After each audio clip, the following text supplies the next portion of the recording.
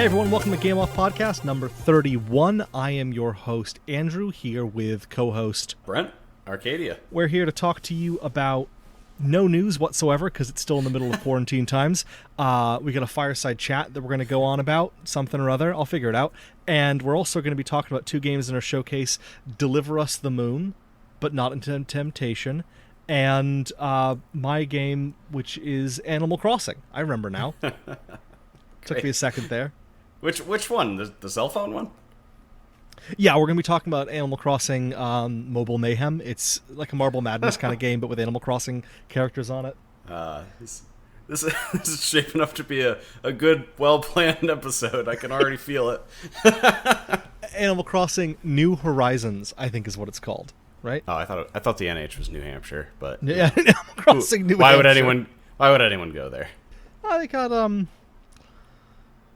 I think that's where the fun spot is. Fun spot's in New Hampshire. It's just the drive-through state to get to Maine, as far as I'm concerned. I mean, it depends on. No, you really can't get into Maine without going through New Hampshire, can you? No, yeah, with a boat or a plane, I guess. Yeah, boat or plane. But who owns those? Not me. Not me. How you doing there, Brent? How's things going? Going good? Yeah. I've reached the point in the quarantine where I'm just now assuming I have infinite time for video games. Now I just keep buying video games that I don't know if I'll ever play. Like the Mafia trilogy. I bought Greedfall yesterday. I'm already in the middle of like 5 games. I don't know what the fuck I'm doing. How about you? How are you doing? I'm doing okay. That's actually a good. You've got there as a good segue to what you've been playing. So you haven't been playing Greedfall or the Mafia trilogy. I'm gathering from you there. No. I'm still tinkling with Vampire. I don't know if we talked about that on the last episode.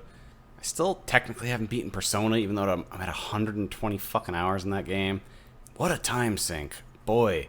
But what a good game. I thought you were going to say that you were at 125%. Like somehow this game, to 100% it, required you to actually 100% it twice. Wouldn't that be the most Japanese thing ever? You limit break your completion percentage. You hit 100% and then it unlocks the next completion bar. Yeah.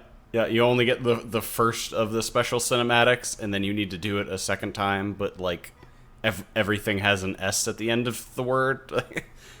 Yeah, just that's really lazy.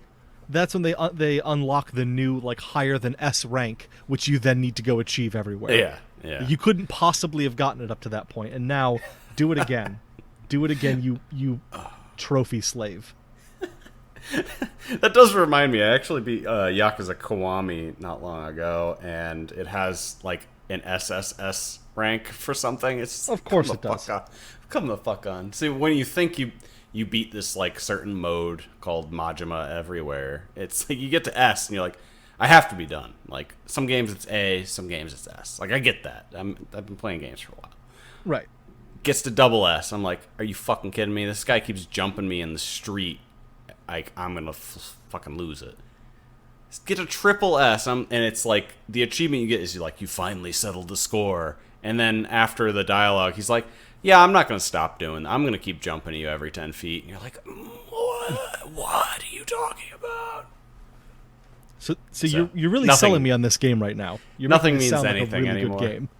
Oh, I love that game. I beat that game in like a fucking 4 days flat. If the achievements didn't bug on me, I would have 100%ed it. Done all the stupid karaoke in that game. Looked at all the dirty videos. There's a lot of dirty videos. Is neither there? here nor there. Yeah, they're not like smutty, but there's a lot of like cleavage. Like okay, a lot. Like an alarming amount. I was gonna say, how are you qualifying dirty videos that aren't smutty? That maybe I'm just a weird New Englander that I don't know all the nuance of dirty that you can really have. Well, both of us being from New England, we're very puritanical, so dirty to me means bikini.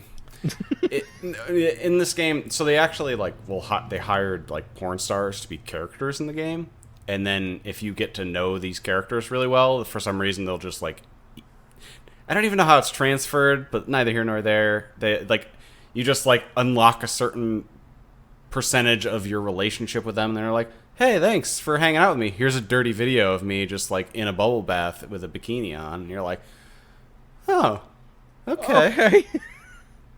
I'm glad we got coffee together all these times. I didn't realize this is where this was going. See, that the idea of that makes me so uncomfortable.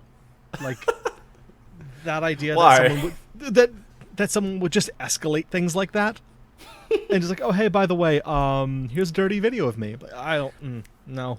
No. This is the biggest problem I actually had with the game. One of the characters is like openly. One of the female characters is openly gay. She's like, oh, I don't even. My favorite part of working at a host club, which in Japan is like, basically you just go and pay a lot of money for drinks, but like you'll always have a companion there. So you get to know this girl, and she's like, oh, I'm openly gay. Like nothing's ever gonna happen here, but like I'm glad we're friends. Like all this stuff, and so it's like a really like wholesome relationship for the most part. Like she goes through all these like breakup stories and stuff that you kind of are along for, and at the end of it, she sends you a dirty video of herself, and you're like, oh, that's like a Wow. weird message to send. It's like if you try hard enough, you can, make like straighten this girl out. And it's like, no, don't do that. Don't do that. So I That's felt really yucky. gross. I don't like that. I don't like didn't that at enjoy all. that at all. Otherwise, it's a really good game. A lot of the stories are just stupid fun, but yeah, it's some weird messaging in that one. How about you? What have you been playing? Oh, I've been going through my backlog of games that I should have never gone back to try and play again. So I've been playing PlanetSide 2. Remember that one? Yes, barely. Yeah, That that's was that's that the still FPS everything for you remember it. for Eve? No. This is like further back than that. Oh Jesus! Really cool idea. It's a massively multiplayer online FPS where Okay. you're constantly fighting on a gigantic map that's broken up into sectors, and you're one of three factions that are trying to take control of the whole continent. So imagine like you had a gigantic battlefield map, and the whole map was broken up into 50 different areas, and each area had 5 control points in it. Yeah. And so you're like slowly taking over places, and really cool idea that just is way too. It's just too much.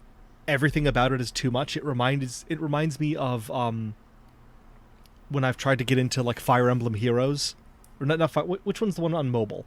Is it Fire Emblem Heroes? Yeah. Okay. Fire Emblem Warriors is the one on Switch. Yes. Fire Emblem Heroes, where you open it up and it just bombards you with all of these messages about late game content. And you're like, I just started playing. I don't know what half of these currencies you're talking about are. I don't know what Super Evo weekend is, or getting your Mega Masters. Like, I don't know what any of this stuff you're talking about is. I just turned this on, and there's 87 buttons. So that's kind of the feeling that it has. Is it's a lot, and it's not very good. Yeah. Like it doesn't really work. It's a really cool idea, and I was just jonesing for that kind of gameplay. Something like a Battlefield Bad Company, or a Battlefield or Star Wars Battlefront. Something where I could feel like I was in a large battle, and I wasn't the one carrying the whole thing. The three-way map reminds me, like, it's hard to envision that being fun. And maybe this is just, like, I always think of this anecdote where me and 2 of my buddies would play, like, three-way chess, which may be the nerdiest thing I'll ever say in my entire life. But we'd basically play 2 games of chess at the same time because there was 3 of us and didn't want to exclude another person. Sure. So all the time what would happen were, like, my 2 buddies would get so into it that they would not take the games with me seriously. So I'd end up winning both my games, but they would consider whoever won the game between them two like the true victor. Sure. So it's like, I won 2 games. Only one of you won 1 game. Like, I'm the winner. They're like, yeah, but that wasn't the fun bit of this. So it's like, ah. So like that's always how I see these like 3-way matches going. It's like there's one actual game going on within that game. Thankfully, with PlanetSide, it's so large that it's a variety of battles going on at one point. There's like 8 different fronts that your side could be fighting on. I think the map has 200 and some odd people on it as a whole. So, or at least that's where it caps out. So it gets big. So, yeah, it's entirely team based. Like, just being on a team dictates like who the winner and the loser is, or is there like, I don't know. Is that just sort of how they ground the game and make it interesting? I don't think I follow your question. Is there a winner? Because you called it an MMO, so I guess there doesn't need to be a winner. But that It's seems futile. So what will happen is once one side has taken enough, I want to say it's like 60 or 70% of the areas on a continent, they're considered to have won it, and it resets. Gotcha. And so it goes back to each team having like 8 sectors that all converge in are in a line that converge in the middle. Okay. So there's some stuff that's translated to like the battle royale modes that we see nowadays. So that's kind of interesting. Yeah. There's definitely some stuff that they've done that's interesting, but it's not perfect, and there's too much. There's just too much stuff that you couldn't possibly get into it now. Everyone who's playing has been playing for so long that I tried to get back into it, and I'm like, I don't know what's going on. Everyone's way better than me.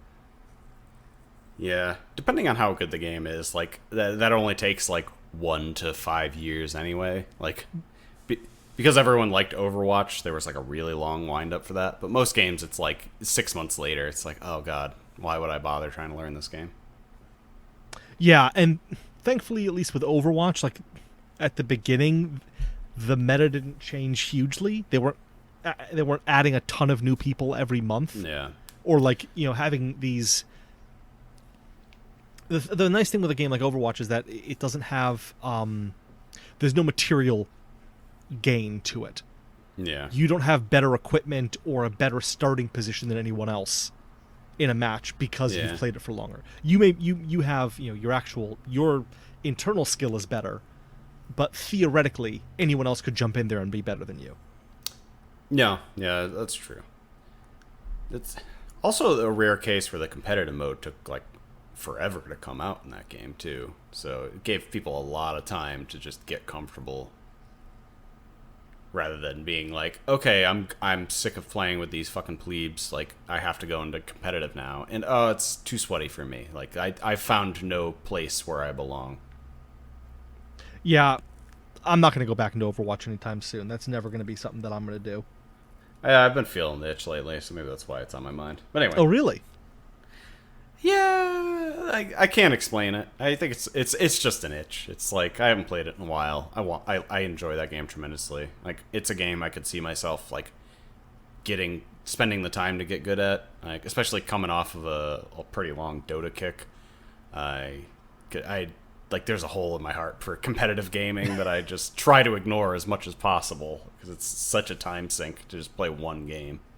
That's fair. All right, so you ready to do our little fireside chat here? Sure, think I am. Okay. All right.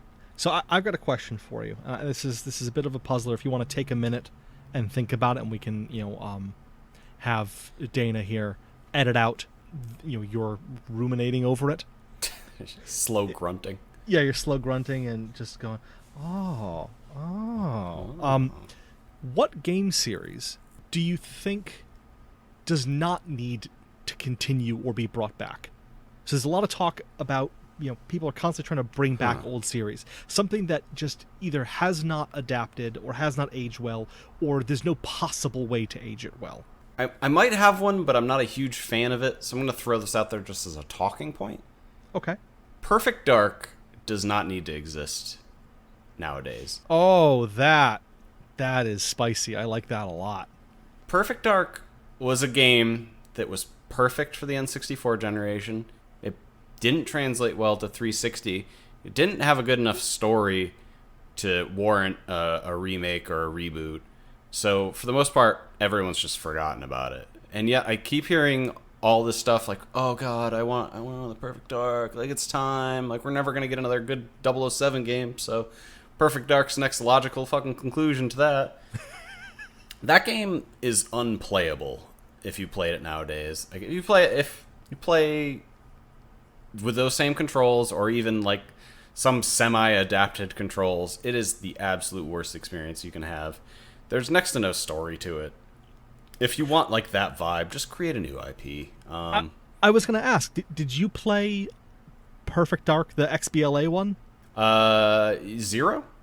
No. The one they did towards the end of the 360's life cycle, where they basically just upscaled and ported Perfect Dark over to Xbox Live Arcade. Part of the Rare replay or something? Is that what I'm thinking of? Before that, yeah. But yeah, that same idea. Like, they took it, they upscaled the graphics, they added multiplayer. Yeah. You could do like online multiplayer with it, a couple other things. And it was an XBLA exclusive. I'm not sure. I may have booted it up once, but like I vividly remember like trying to replay GoldenEye in Perfect Dark like on the N64 like so much later, and it's like, that's why they didn't make another one of these. Like, you can't it would be a completely different game, and that's okay. There's nothing wrong with that. That's just a franchise that like needs to die. People need to fucking move on. Let's hope some new ideas get generated, and if they remake it with Joanna Dark, who, you know, fights aliens or whatever the fuck the story is, like, it really needs to be a completely new experience anyway, and it just doesn't need to be that game. Yeah, that's the one that jumps to mind. Otherwise, I don't know. No, I think that's 10 minutes. I think that's a good answer. I think that is, it's kind of exactly what I was hoping you would give. Something that was slightly controversial. That was going to ruffle a couple of feathers. Are people still really? Well, I guess I'm literally talking about people being riled up about it, but it literally doesn't make sense in my brain that people are like, oh god, I can't wait for the next Perfect Dark. It's like, you need to let go. It's like almost like Prey. It's like, just let go. And then it came out for some reason. Anyway, I mean, that's another spice take. I would almost say that Prey didn't come out. Like, it did, but did it though?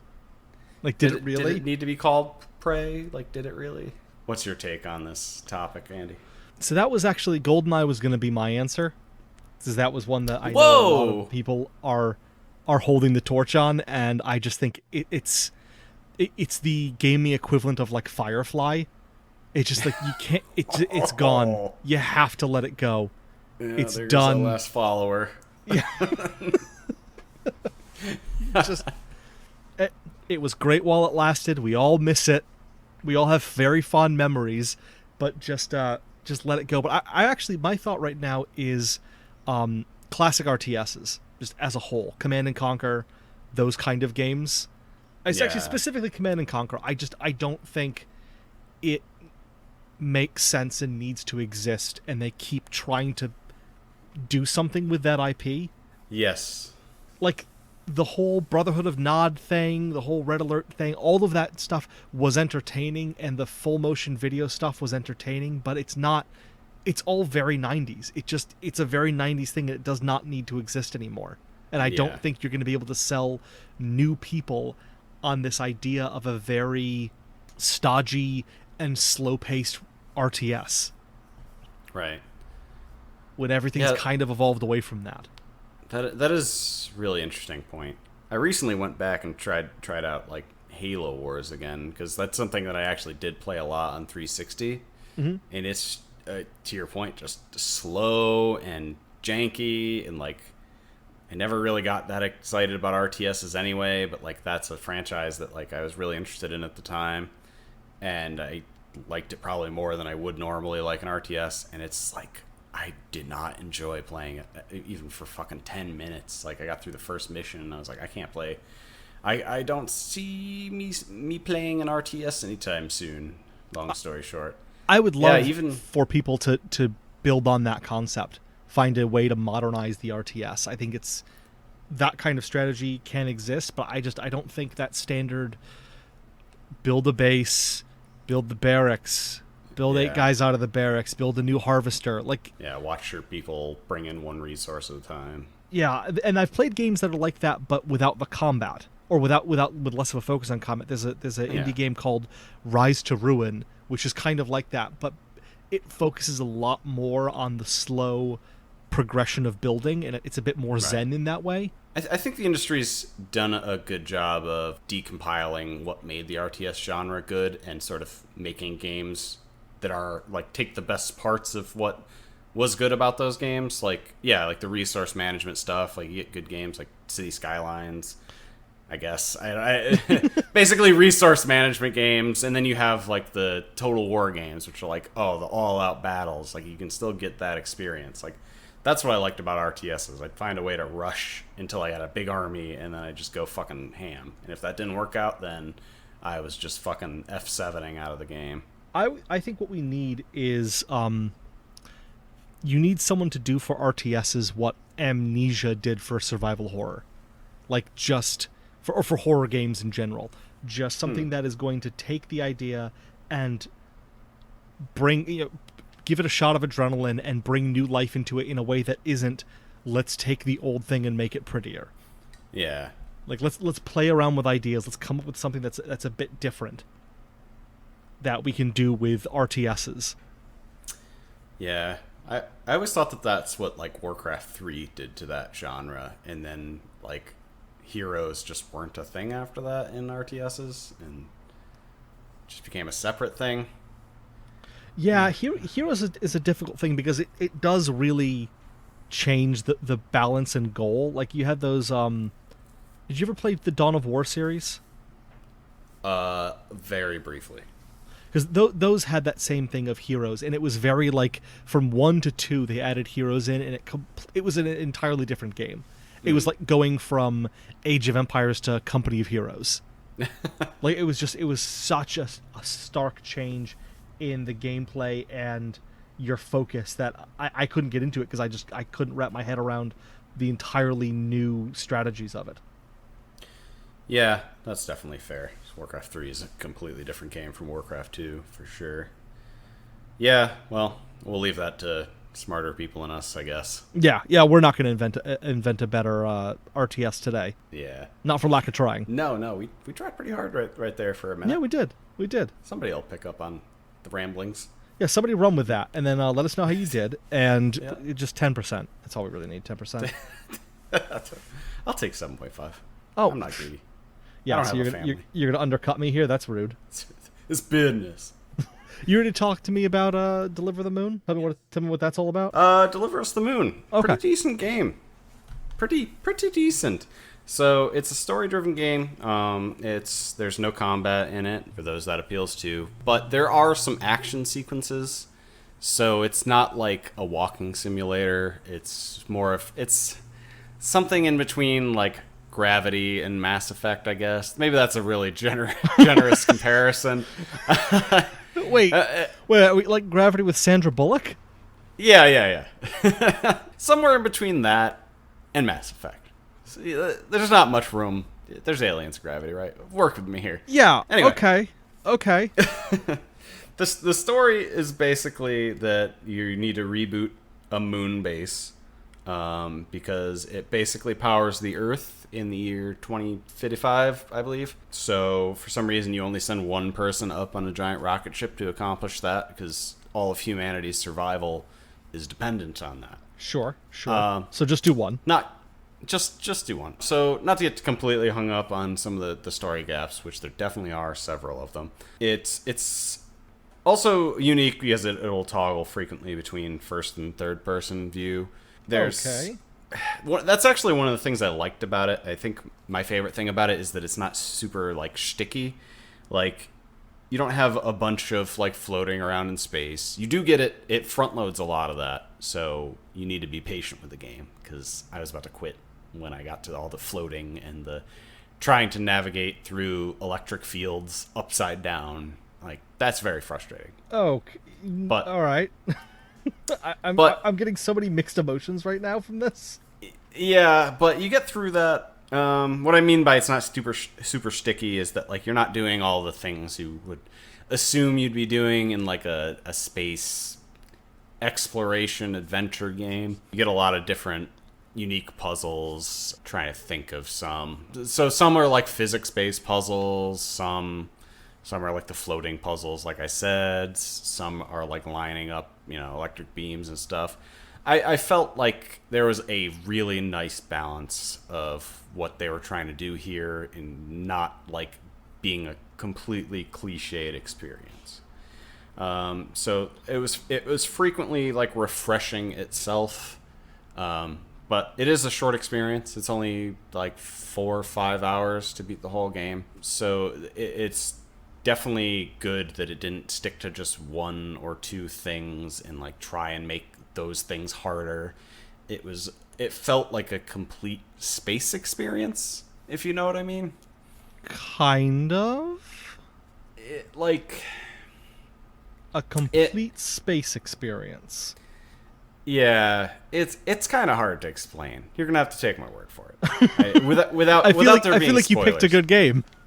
Yeah, well, I actually did quite enjoy it. I thought that a lot of times it was like a very zen experience, fairly relaxing. Like just the void of space and trying to do simple things was fairly nice, especially because they used Unreal 4 for this, so it's absolutely gorgeous. I don't know the size of the team that worked on it. It's a small indie team, but they did a really good job of like not making it look like a cheap indie game. It looked really fabulous.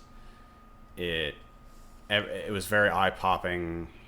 Like almost every unique, I hesitate to use the word biome because you're on the moon for the entire thing, but basically there's like you're on Earth to start, and then you go to like the space station above the moon, and then you go like to the moon and all the space stations on the moon.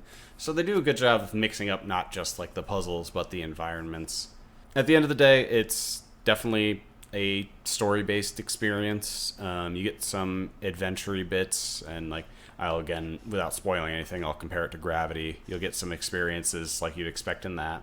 Some a little bit janky, again, indie experience, but for the most part, you'll enjoy it. It'll not be too crazy stressed out when those things happen, because you'll have like very clear paths that you need to take, or you know what needs to be done. As long as you don't diddle around like reading somebody's email on an iPad that's somehow powered still on this abandoned moon base, you should be fine on time. Okay. I was surprised by it, honestly. It's a game I played expecting very, very little. I think the marketing may have been a bit weak on that, but I'm obviously not going to fault the game on that. I didn't hear a single thing about it, but it felt like a decent like AA Studios, side project, and that's kind of a compliment. Yeah, kind of. I mean, it's a bit of a backhanded compliment, I think. Yes, it didn't. I will say that if I was going to criticize it for anything, it didn't feel like a complete experience. When there were sort of like the more, obviously there's no like combat, but there's more, there's like risky bits, I guess. Like those bits were janky. I think those could have been done better. I think the experience could have been a little bit more slow and thoughtful. Like you get a lot of story in the back half too, and it's all done through holograms, similar to, I assume, Tacoma. I didn't actually play Tacoma, but I think the whole story in Tacoma is played out through holograms. Okay, I think you're right. That's the one where you're going in, you're like walking around a space station and trying to figure out what happened on the space station. Yes. Okay. That's almost exactly what happens here. You're not trying to figure out what happens, but like you figure out what happens through, sort of artificially gated holograms and like soundtracks. So you won't need to like find the stuff, because it'll just like the audio logs will be literally the gate you walk through to go to the next section. It'll be like, oh, you just unlocked an audio log. Here's the fucking story that you need to hear. Otherwise, like, this just sort of feels like a hollow experience. So I think that all those bits sort of could have been more cleanly or interestingly implemented. Okay. But I won't fault it too much, because it's a decent story. It's not a bad story. It's not revolutionary, but I enjoyed it. You may have already said, how long is the experience? 4 or 5 hours, I think. I beat it almost in one night. I only had to pop on and finish like the last mission the next day. So, yeah, 2-day experience for most people, I think. Okay, and how? What did you play it on? Console. It's also available on PC as Any well. particular console or just in general? Just a general console. Xbox One X. Okay. There are some enhancements for the One X. I would absolutely suggest putting it onto the performance mode, and if that's even a setting on the PC version, to up the frame rate, lower the resolution. Like it's unreal, man. It looks good. I'm having a hard time reading how you feel about this game, to be honest with you. It's a tricky game to feel really strongly about. Like I traditionally play a lot longer experiences. The story was good. The experience was good. Nothing about it blew me away. I think Okay.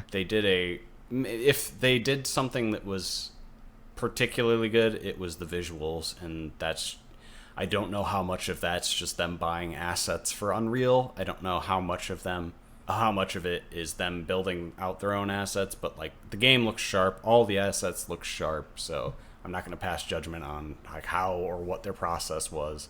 But it seems like it's such a rich sort of, all the environments are so rich that it's hard to believe that they built all of that out just for like this 5-hour story, because there's so many beautiful assets in this game. So maybe I should have done more research on that one. Would you recommend it to people? Yeah, I would. It falls in like a tricky area where it's like not like a walking simulator, so I'd say everyone should play Gone Home, but also you can beat Gone Home in an hour and a half, and you go through such a crazy range of emotions being inside one house. This feels more like a space adventure, and that definitely doesn't appeal to most people that I know. But if that does sound like your kind of bag, like if you're at all, like if you liked Mass Effect, you might find a lot of different things that you like about this. If you liked, Gravity, like you might enjoy a lot of the tension in this game. But I think you do fundamentally have to enjoy sort of the absolute loneliness of space, and sort of all of the risk that goes into space exploration, because that's sort of a lot of what the story plays into. Okay. And yeah, the extinction of mankind's a pretty touchy topic nowadays, but No,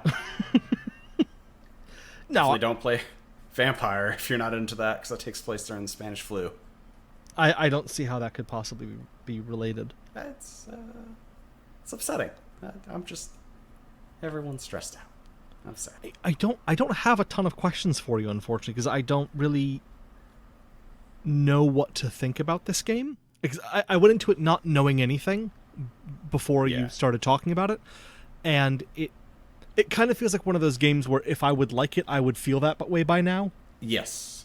I think that it needs to appeal to you on the outset of playing the game before. Like if it does, nothing about this sounds appealing, and I say it's a good game, don't listen to me. Like the game needs to be fundamentally appealing to you to actually be enjoyable, because there's nothing like that strong about the game that's like makes it a universal must play. I liked it because I like that space environment. Yeah, it's a tricky sell. I don't think I would recommend it to very many people.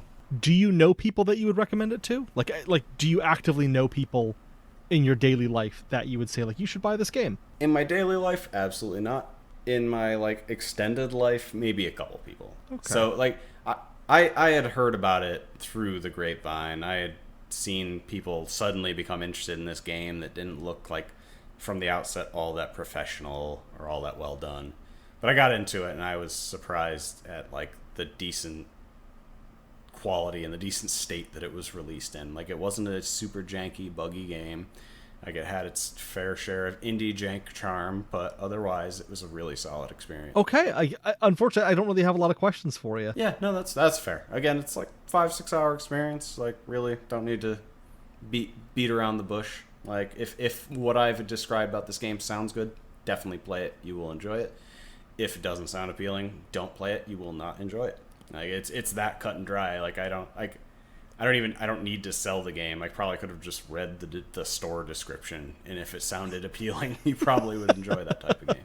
I don't think I'm going to buy it. That's fair. I hope that's okay. Yeah, I don't remember. It's not okay. This will be the last episode of Game Off, Andy. Oh man, well, The straw that broke the camel's back. No, yeah, it's. I don't think it was expensive. I don't actually remember, but it's. Yeah, everything's expensive. So why don't we move on? Animal Crossing: New Horizon. a bit of a side note before I jump into this, because as you know, Brent, I've been contemplating how to talk about this game since it was released. Mm-hmm. And I think I know what I'm going to do.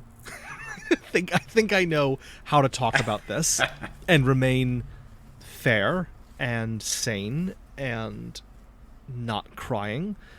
I don't know. We'll see. So, Animal Crossing New Horizon is an interesting little game. It's made by a company called Nintendo, who have made a number of games for the Switch you may have heard of.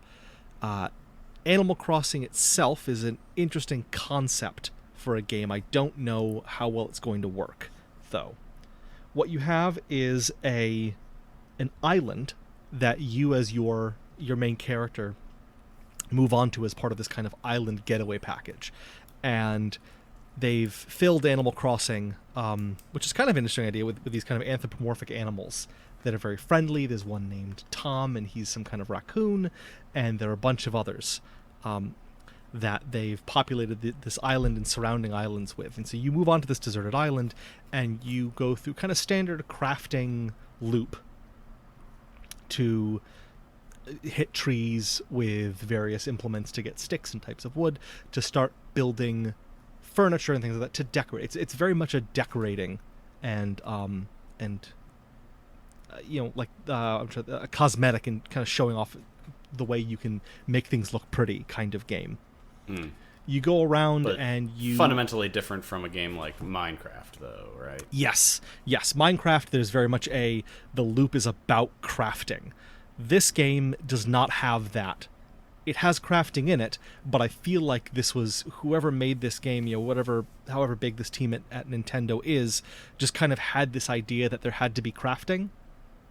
Because there's really no point to the crafting. It doesn't add anything to the experience, it just kind of extends the loop. In a game like Minecraft, the crafting is part of the survival, and you have to balance how you craft things and how much you carry with you and what kind of things you take out with you, because you're on an island and there's no threat. And I should make clear, there is no threats in this game. You can't die, you can't get hurt, you can't lose anything. You can get, I should correct, I'm sorry, you can get hurt, but you can't get hurt in a way that has any long-term effects. It's a very short term. You don't lose anything. It's not like in Stardew Valley, you get hurt in the mines and you die and you lose things out of your pockets and you lose the rest of your day.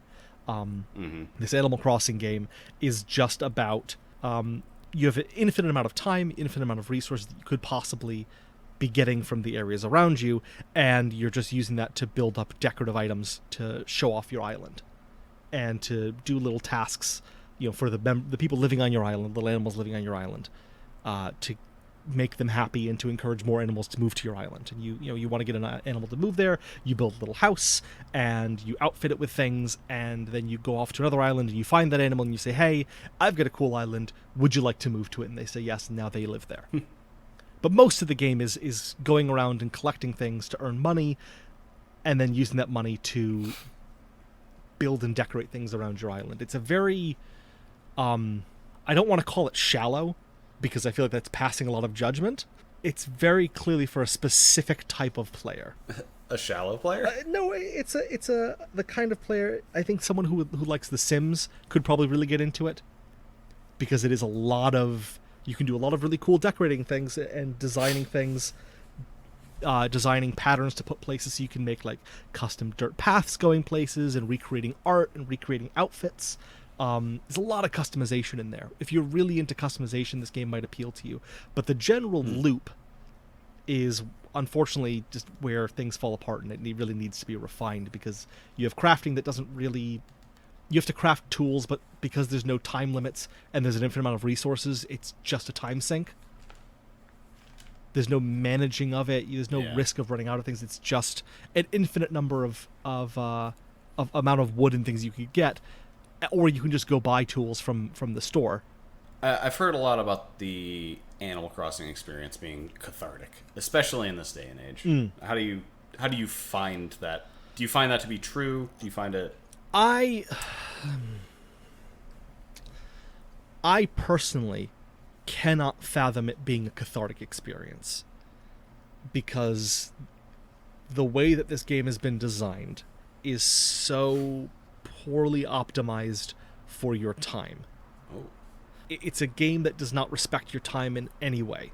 The way that this game is set up, as far as interacting with people, interacting with things, dialogue, everything is repetitive and slow. Things that should take one button press take 9. To fly to another island, you have to go to one building and interact with a machine, to go 3 menus deep, to buy a ticket, to leave that building, to go to another building, to the airport, to give the ticket to a person, to have 5 or 6 different conversations with them, to then load going to the next island. It's extremely, extremely poorly optimized for actually doing anything.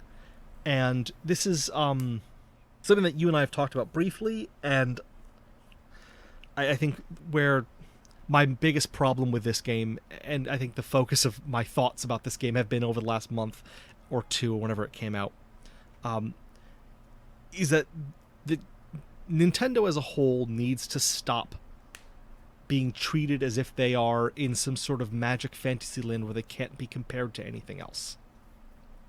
Because if you read people talking about Animal Crossing, the only thing they will do, if they're defending it, is say either that that's the way, or essentially say that's the way things have always been done in Animal Crossing. Any poor design decision, decisions about pacing, about balancing, about the way that time passes and the way that things are earned slowly or quickly, all of it is just, well, that's the way Animal Crossing's always been done. And any of the reviews I've read that weren't critical were, there was a big gulf of critical or extremely critical or glowing, and the glowing ones just talked about the game in a comparison to the last Animal Crossing, as if there have been no other games that have been made in that time. Yeah, totally in a vacuum. And this is something which for a lot of games is fine, but well, it is. But I think this is a problem that is unique to Nintendo, in that I went back and started reading reviews of things like Smash Brothers, of Splatoon 2, of Breath of the Wild, and from a lot of even major outlets, the discussion of the game is entirely in the context of comparison to the previous game. Yeah. Breath of the Wild was so, people avoided criticizing it at all because it was such a step up from the previous Zelda game. And there was no, in any of the glowing reviews of it, they didn't talk about weapon crafting and weapon degradation in the totality of video games. It was just in the context of Zelda. When I see people talking about crafting and the way that the pacing and the loop for Animal Crossing, it's not that crafting is a mechanic that is extremely overdone and kind of outdated at this point. And we've already gone past the point where it was innovative and then it was thrown into every game just for the sake of it being put in a game, to now where games actually either use it because it needs it or they don't. And this, it's just shoehorned in here for no reason. The idea that you have that your tools you degrade and need to be crafted is insane and not fun and horrible. And I have not read a single defense of that addition to this game that didn't translate to, well, I like the game, so therefore it's fine. And I think here's I'm going to take this in a weird direction, so stick with me for a second. For those of you not from the Northeast, there's a place in Connecticut called Frank Pepe's Pizza. Oh boy. Yeah. You probably already know where this is going. It's a dangerous line. Frank Pepe's Pizza makes very good pizza. They are consistently ranked as one of the best pizza places in the country, if not the world. And I am not here to dispute that. What I am here to talk about is the way that they slice their pizza. Which is basically taking a pizza, making one horizontal line across, And then from that horizontal line, making semi-perpendicular lines out to the sides to create very weirdly shaped pseudo-rectangles and trapezoids and triangles. And it's the kind of thing that Frank Pepe's is very much known for. If you see people talking about it, like travel magazines and food magazines writing about it, they talk about the way that they slice it is kind of unique. And my contention is that's fine, but if that didn't happen, and a new restaurant opened up and cut their pizza like that, every review would call it hipster bullshit and tell them to cut it out. And say, that's dumb, cut your pizza like regular, you assholes. And I'm not saying that Frank Pepe's needs to change. That's their thing, that's their tradition.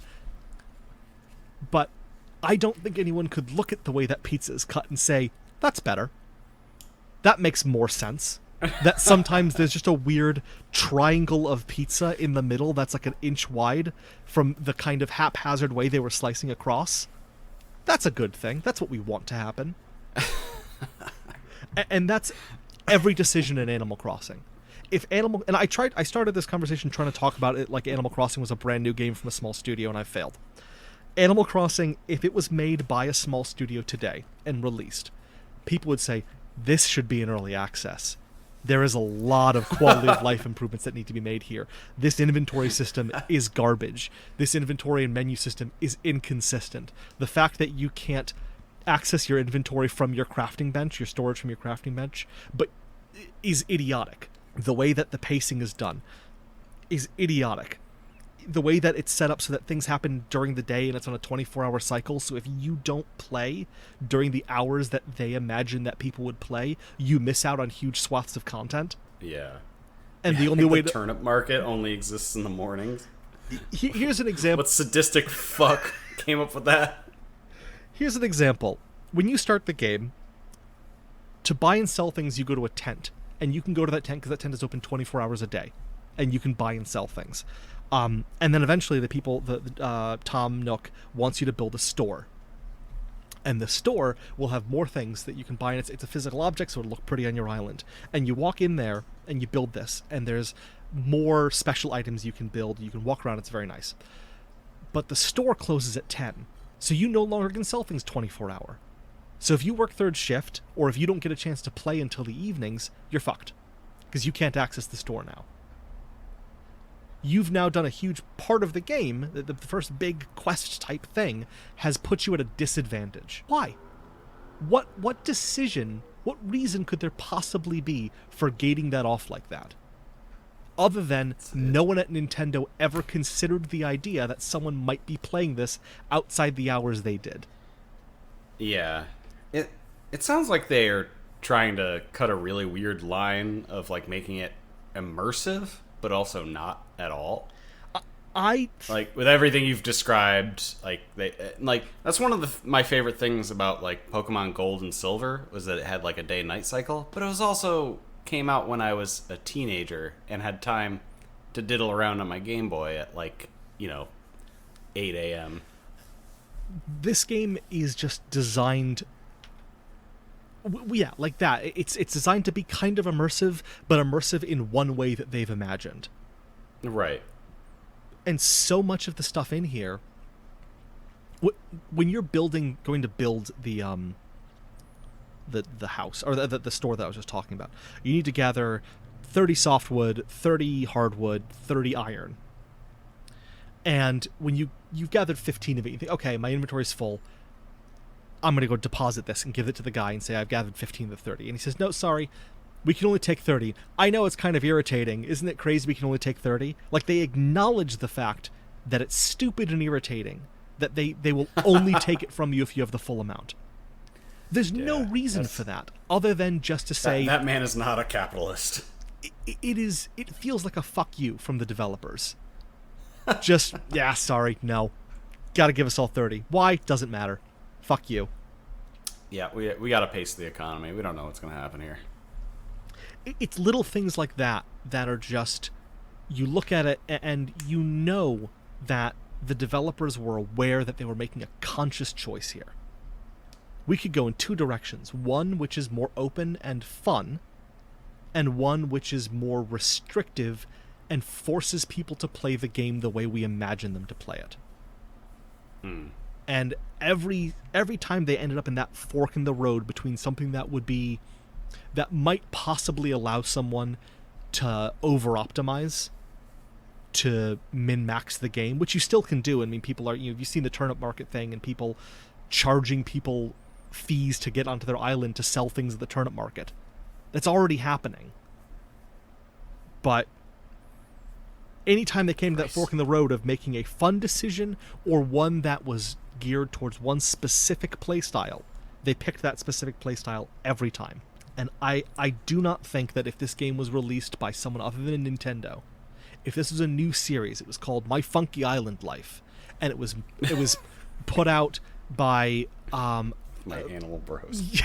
by fucking Techland. Techland put out My Funky Island Life. People would play this and be like, this is a C. There's some really interesting stuff here, and they made the 3D modeled a lot of objects, but there are some basic pacing and quality of life things and UI things that just don't make any sense. Have you read the horror stories of multiplayer? I was going to ask you about the whole pausing the entire game to watch somebody fly in and out of multiplayer every time. Yeah, if you've not seen this, so there's this idea of a dodo code, which is, I will grant them, a cool idea. The idea is you want to generate like a one-time use code for people to be able to access your island and come check it out. Okay. And then you can share that. And then anyone who has it can get on there, but then you can just end that, and it's okay. No one can ever use that again. It's like those, those temporary credit card numbers that you can get issued. Yeah. For one transaction. IDs. Yeah, exactly. Whatever. And so you can put that out there, and people will do this. They'll go on a stream and they'll say, "Hey, I'm a streamer. I'm playing this game. Anyone can come on my island and play with me while I'm here."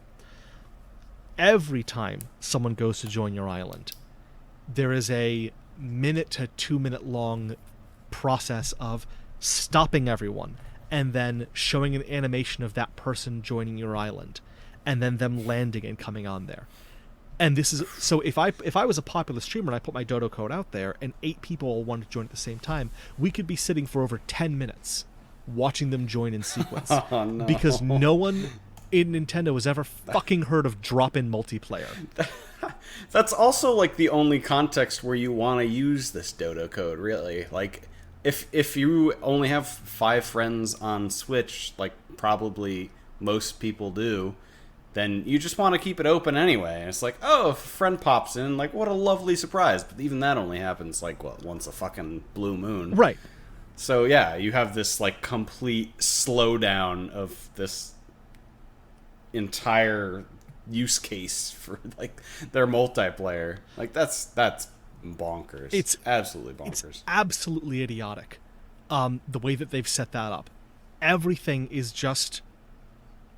It's just set up to be twee and to be cute without any real care. And I don't think, from having played a bunch of these games, from playing this, from playing Luigi's Mansion, from playing Mario Odyssey, I don't think anyone at Nintendo really gives a shit about your time. And I we've talked about this, I think, but going back and playing Mario Odyssey, there is, every time you get a moon, there is that animation and the song and dance, and that shows that card that keeps track of how long, what date you got that moon, as if you're going to put it in your fucking scrapbook. That's dumb. That's a dumb thing to add, and it wastes time. And it's cool the first couple of times you get the moon, but when you're in a level that's got 15 moons to get, it's just, all right, here we go. Yeah, okay, let's keep going. Like, it's just slog. And I know that a lot of people are going to say, like, oh, well, you slow down and have fun. You don't have to rush. Like, take your time, sweetheart. I'm a 33-year-old man who has like an hour a day to play games. I can't be sitting here watching some fucking owl say the same 3 lines of dialogue over and over again while I'm just trying to fill out his museum. Like, meet me halfway here. Listen. And it's not like this isn't something that could be done, because Stardew Valley exists. And Stardew Valley made consistent improvements over its continued life cycle to get rid of fluff and to get rid of this stupid grind of, they added these They added it so that if you want to craft things, you can go to a workbench, and it will pull from any adjacent treasure chests. So you can craft things very easily and keep things in storage, rather than in this game of, all right, gotta go in my house, grab a thing out of storage, go to the work. Oh, fuck! I forgot the feather. Okay, leave this, go back. I'm gonna take us out of this spiral. I really wanted to disappointment. try to avoid that, and I didn't, and I apologize. I was trying to not go there. I'm gonna draw this to some more positive sides. Like Nintendo does exert a certain amount of charm in all of their games in different ways depending on the game. What did you find that was particularly charming about the Animal Crossing experience? It's a very cute game. It's a very pretty looking game. The visual design is really nice and cohesive, and the things that other people do, and this kind of almost goes into Bethesda territory.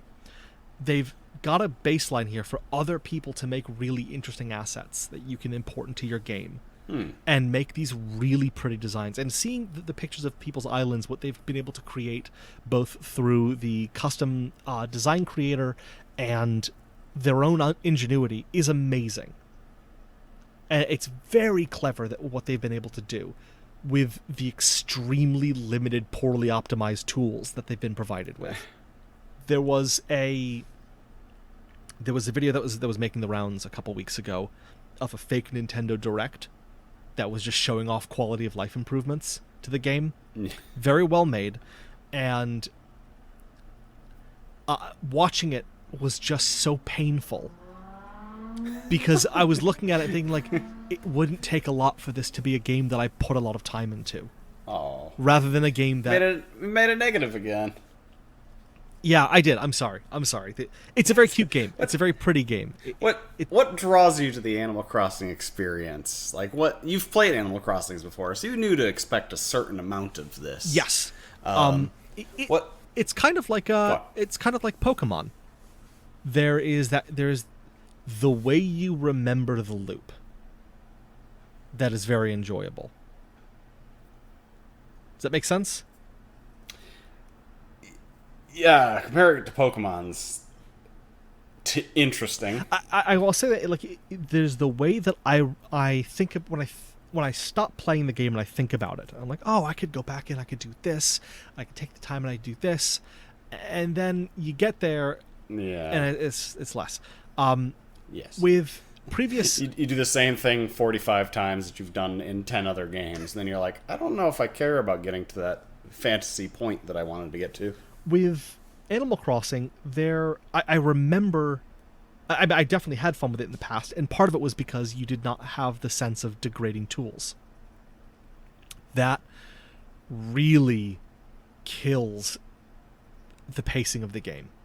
For a game that's already slow-paced. Just being in the middle of something and then your tool breaks. For fuck's sake. You have to, because in Minecraft, you can craft things anywhere. You don't need to go back to your workbench back at your house to craft new shit. It's all there. This game, no. You have to go back to your workbench to craft shit, which is not fun. It's just not fun. And I don't think if these things weren't in the game that anyone would be looking like, what would be a good addition here? What would be really nice if they added? More repeated dialogue. Repeated dialogue's a bit of the Nintendo charm, though, isn't it?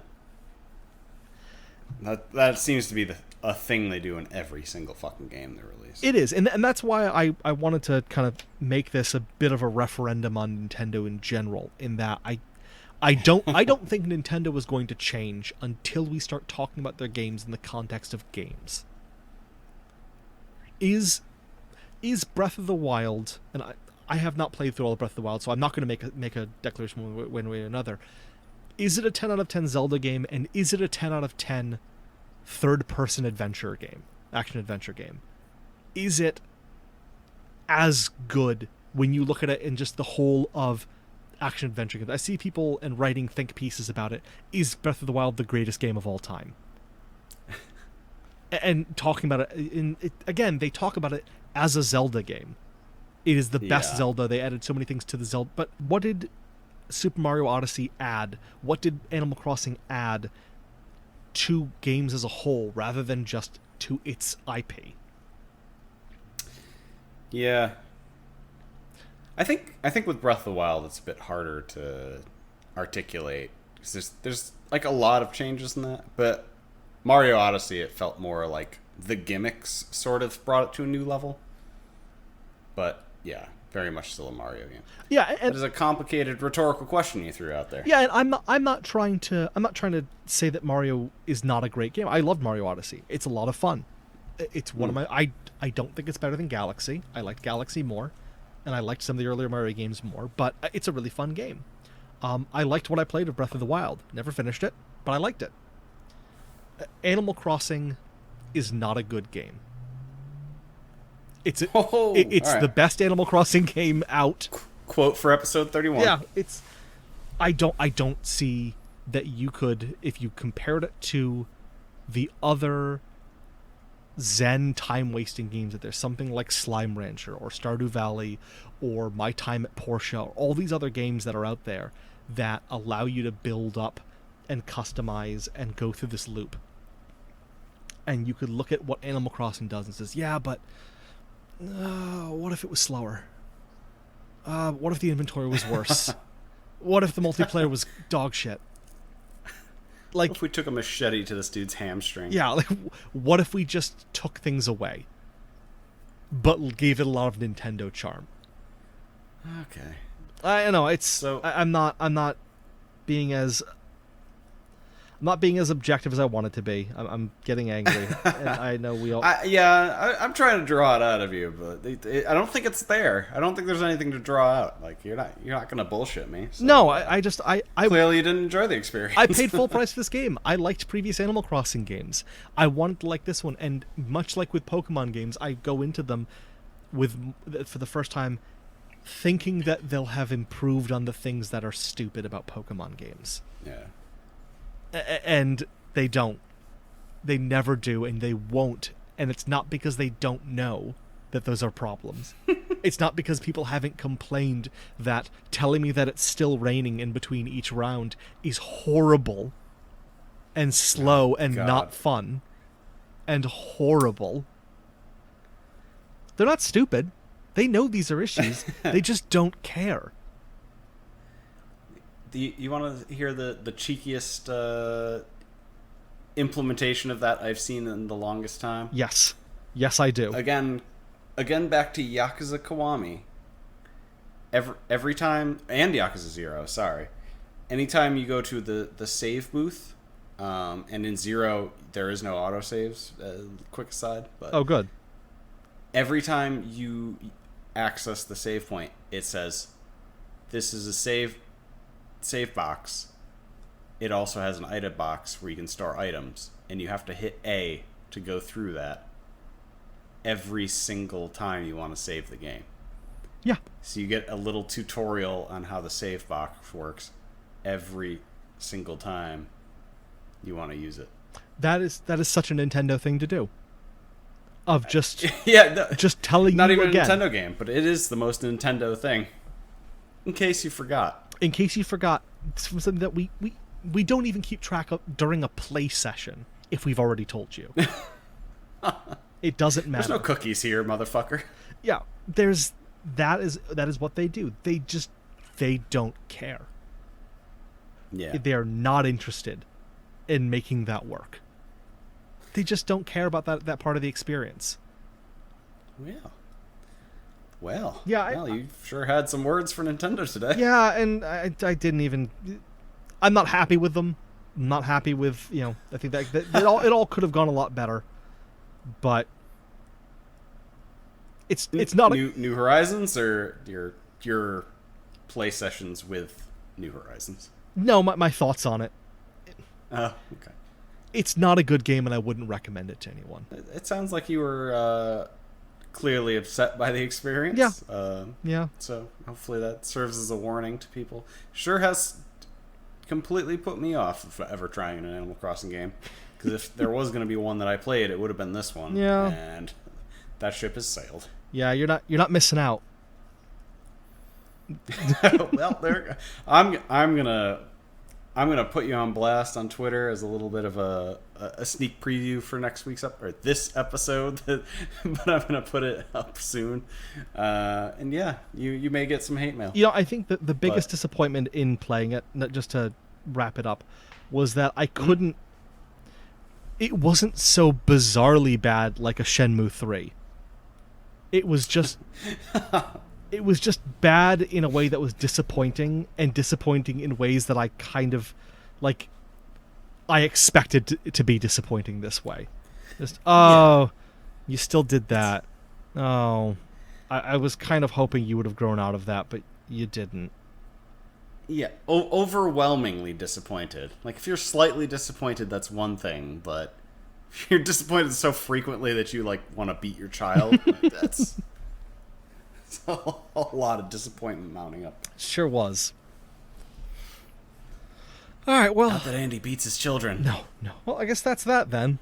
Yeah. I'm glad you enjoyed Animal Crossing. Yeah, thanks. There won't be any out of context tweets going out. No. With quotes from Andy. Not at all. All right. Well, I have no more questions. All right, let's wrap this up. You got anything you want to pitch, sell, shuck? Not today. Next week I might have a new brand of toilet cleaner or something to talk about, but not today. I'm probably gonna hit 200,000 gamer score on Xbox this week. Oh yeah, that's kind of a thing. Nice. Yeah. Follow me on Xbox. What is your name on Xbox? Arcadia. ARKEYDIA. Yeah, I don't know how I'm gonna do it.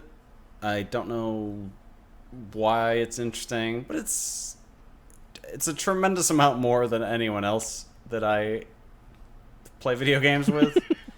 So it seems monumental in its own way, but then if you go online, you're like, oh man, there's people with 1 million gamer score. I'm a fucking pleboid. But it's still a lot of gamer score. That is considerable gamer score. Yeah, that's an Xbox thing for people who don't play Xbox. Yes, Xbox being a video game console. Yeah, in the year 2020, it is one of 15.